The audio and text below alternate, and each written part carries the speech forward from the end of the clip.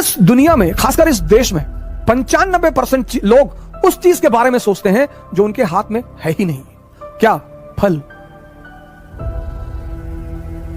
Sir आपको पता ही नहीं कल क्या होने जा रहा है, तो जब हमें कल का पता ही नहीं तो हम आज में रहें।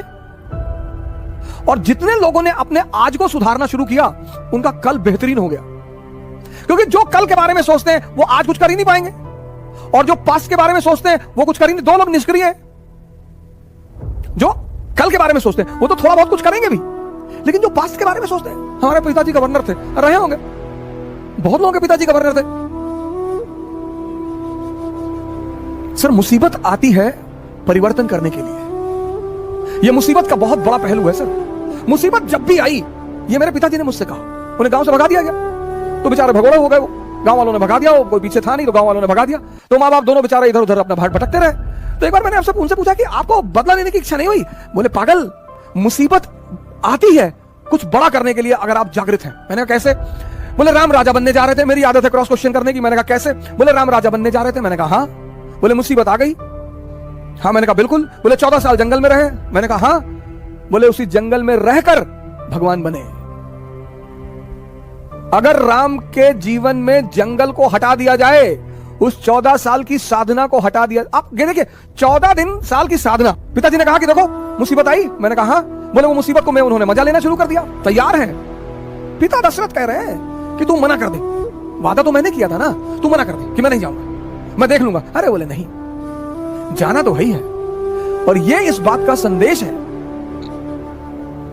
कि हर व्यक्ति को, वो चाहे भगवान ही क्यों ना हो, कितना बड़ा संदेश है कि हर व्यक्ति को इस जीवन में संघर्ष करना है। जो हंसकर करेगा वो राजा बनेगा, करना ही करना है सर।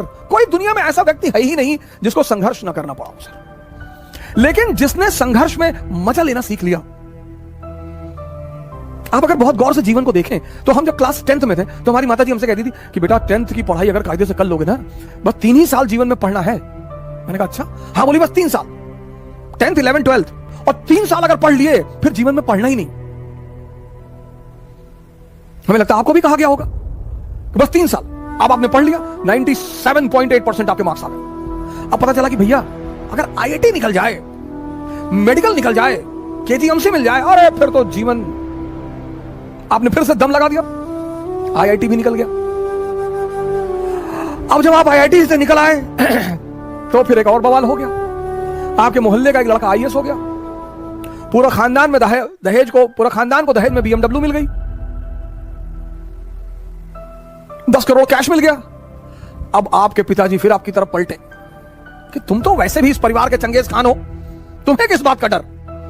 तुमने कहा हाँ चंगेज खान तो मैं हूं। हाँ बोले जब ये मामूली सा ये सिंह साहब का लड़का अगर IAS बन सका, तुम्हारे लिए क्या है? मैंने कहा बिल्कुल हमारे लिए क्या है।